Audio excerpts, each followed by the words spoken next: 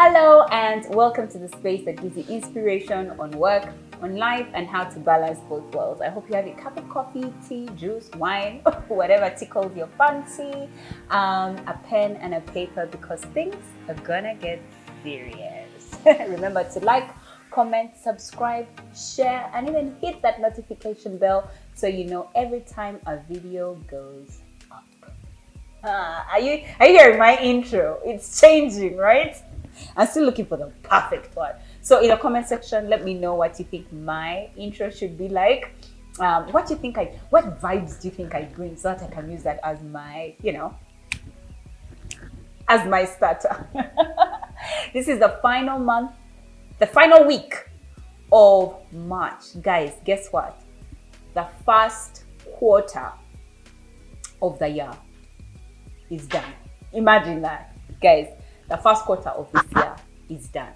I hope you've been able to accomplish your goals, and if you've not, the 1st of April, not the Fool's Day one, but the 1st of April is a good time and a good day to start to work on your dreams and your goals. We've been speaking femininity, and this is the final week that we talk femininity. The final sense is the sense of sight. And I think I wanted to save it for the last because I feel like it's the most powerful. What you look like. I feel like that's so powerful because you never get the chance for the first impression, right? And what keeps people around you attracted to you most of the time starts with what they see. The eyes are the window to your soul, right? And so what we see is so powerful and so potent that for us in our femininity journey, or for me in my femininity journey, what I looked like, what people saw when they saw me, and what I mean is with their eyes, not what their impression is of me, was important for me. And a feminine woman is, I think, first and foremost, she's put together. That's just it. I always say to myself that, women are like a flower. And Song of Solomon, like whenever I read Song of Solomon, it's like when he's describing a woman, she's like a flower. She's, for lack of a better word, almost always perfect in what she looks like. And so being put together in all manner of ways, and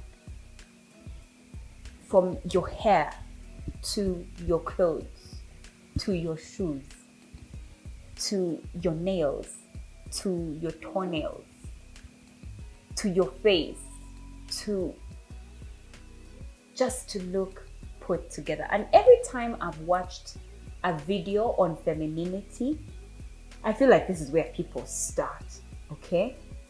Because I guess the other sides, it's what people feel with their emotions when they're around you that would say you're feminine, or it might not even say you're feminine. It just feels a certain way for them. It's a certain aura, like I shared earlier. It's just like a certain aura.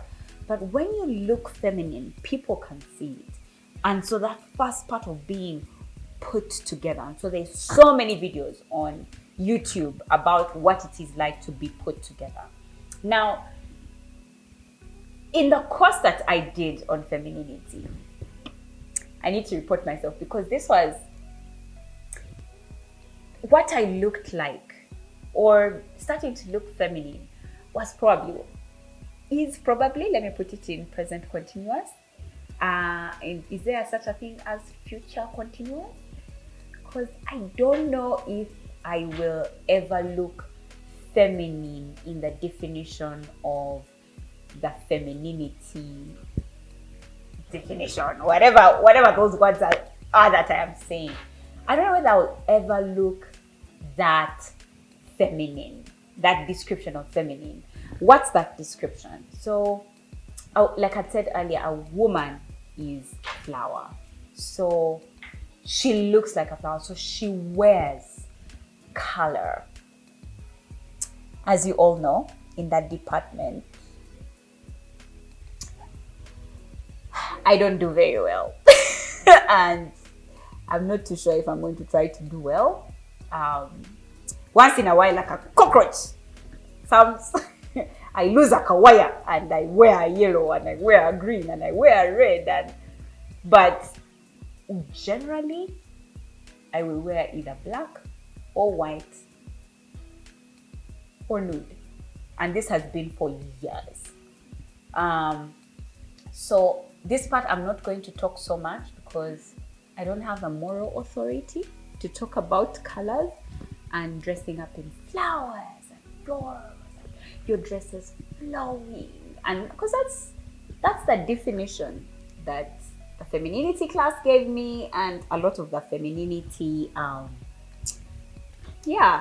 videos that I watched.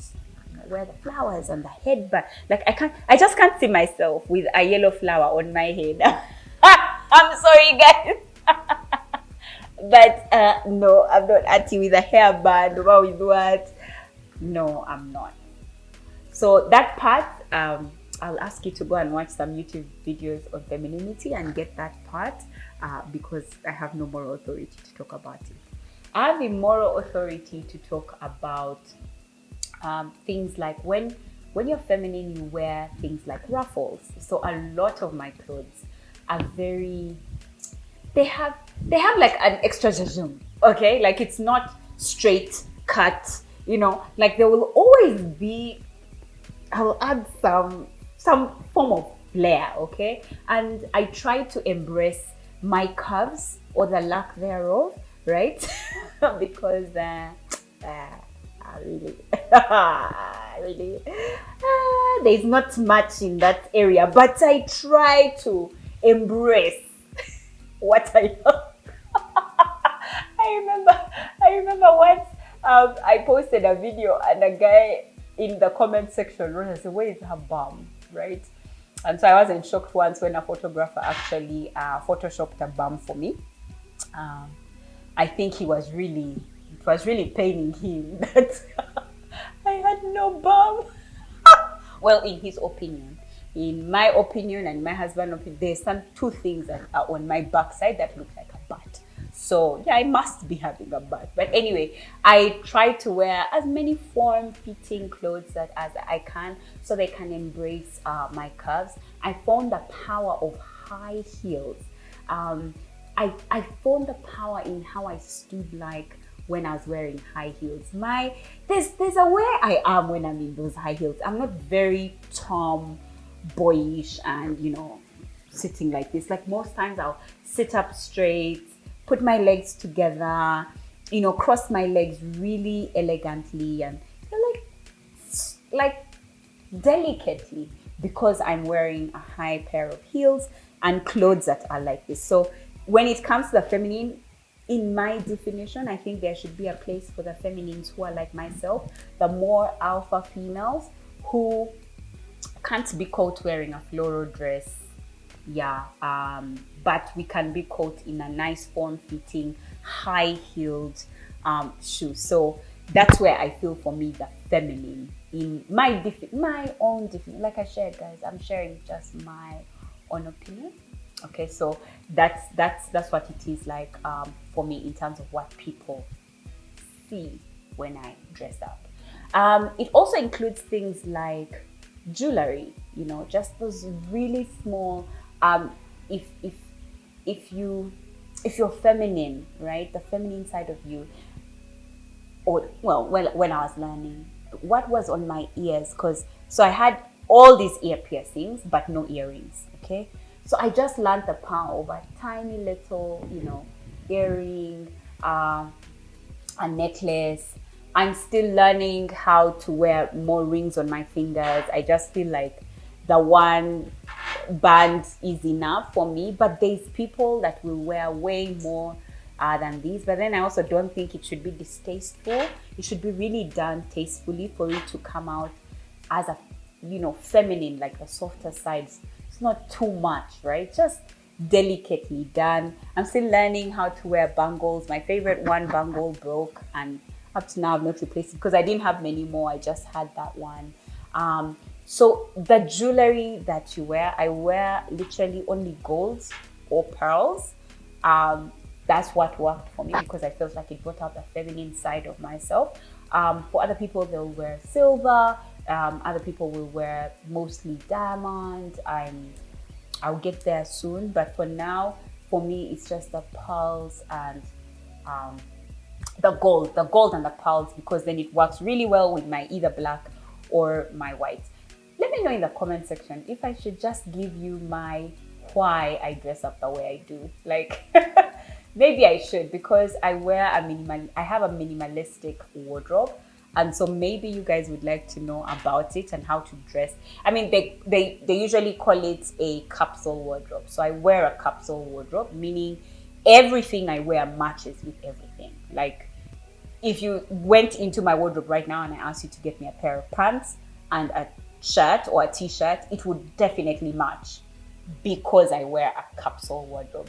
Let me know if you want to know more about this capsule wardrobe thing, and then, maybe I can show you guys also a bit about my wardrobe and what that looks like. So the last sense, what do people see? So we've talked about your clothes. Let's talk about, and your jewelry. Let's talk about hair. What does it, because we're talking about looking put together in this femininity journey. What does your hair look like? As you guys know, I absolutely love wigs. So I wear loads of wigs, but my wigs have to be together. I'm kind of getting away from the place where I wear too many curls, and I'm trying to get to a cleaner look. I don't know if you've realized that. I'm trying to get to a cleaner look, and maybe a few curls here and there to soften my look. Maybe I'll do it, maybe I'll not, but what your hair looks like, is it kempt? I do my own, even with my swaz. If I pulled off my wig right now, my swaz are, I will pour water, I'll put an oil, I'll put conditioner every other day, and at the end of the week in my swaz, I'll open up the shower, shampoo my hair, put conditioner, put treatment, cover it up, do a hot oil, I don't know, whatever. All those things that they tell us to do at home, I will do that for my hair. Just everything being put together, you know what I'm saying? So my hair, now at this point, your hair is put together, your clothes are put together, your shoes are put together, your jewelry is put together. Then we look at the face, okay? I'm currently struggling. I'm actually right now in my 2nd month of being on Accutane, because my acne came back for me, and it came back full swing because of wearing masks. My entire lower half of my face, because of masks, when you breathe, the air becomes really conducive for the bacteria around your, the lower side of your face. And so it really grows. And then therefore, you continue to eat through your sebaceous gland oils. And then after that, you have acne, because also you're clogged. So I got a serious case of maskne. And so I'm currently on treatment for Accutane, which is a 6-month treatment. So I shall be done in June. Yeah, right. Hard stuff. I'll be done in June. And so what your skin looks like. Have you met people and you look at them, especially ladies, and you swear that you could eat food off of their skin? Like, their skin is so smooth that you feel like if you put anything, it would slide and glide and fall. And that's what our skins are supposed to feel like. Remember the first video that we talked about? So what do people see when they see you? There's these people who glow. Now, yes, there's people who do it artificially. There are those who do it naturally. Do whatever tickles your fancy, whatever is healthy and whatever is safe. I'm not going to say anything about any method, but I truly believe in us as women, like someone needs to come. There was a time I was speaking to Brian, and Brian said he saw a woman and her skin glowed. Not just the face, her entire skin was glowing. And I was like, I know exactly what you mean, because I've also seen women like that. And so there's people who care for their skin, because again, it's the biggest organ on your body and it's what people see the most. So they've seen your hair is bomb, your clothes are bomb, your jewelry bomb, your shoes bomb, your skin like mine. So we've got to put everything together. I don't think there's any more I can say about. Now you all know what I'm trying to get done on my journey, right? What I'm doing with my hair, what I'm doing with my body, what I'm doing with my skin, what I'm doing with my nails, what I'm doing with my clothes. Why I'm on a certain journey towards femininity. Now, after you've spoken about yourself, like I shared, one of the places that our femininity comes out is also in our homes.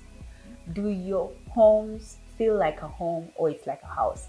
Like I shared with you guys, mine was a bachelor pad, because there were 2 bachelors living in the house that happened to have a child. Like my home, no plants, no flowers, and guess what? The Chinese man made for us fake flowers, fake plants. So for those of us who don't have the ability to nurture like other women do, we can try with these fakes. Okay, so I have a lot of fake flowers, a lot of fake plants, and a lot of fakes around my home, just to bring in that warmth. And for me, it was so important that my femininity journey didn't just happen to me, it could be felt around my home. There's so much I'm still working on. One of the reasons as to why I worked on having a menu for the year was because I wanted to have food available in my home. My brother, whenever he's coming to my home, asks, is there food in your house? And I feel like every time it shocks him when I say yes, because for a very long time, there was literally no food in my home, and so it feels nice, like when he comes home, and he has a very feminine wife, she'll have juice and she'll have food, and immediately you enter the house. Me, when I have food, but I forget to give it to people. So just growing even in that sense that I have a home, I make homes out of houses, is also another big thing for me. And so I feel like when I get the grip of my home and making it feel more like a home as part of my journey of being feminine, I will come back here and share with you.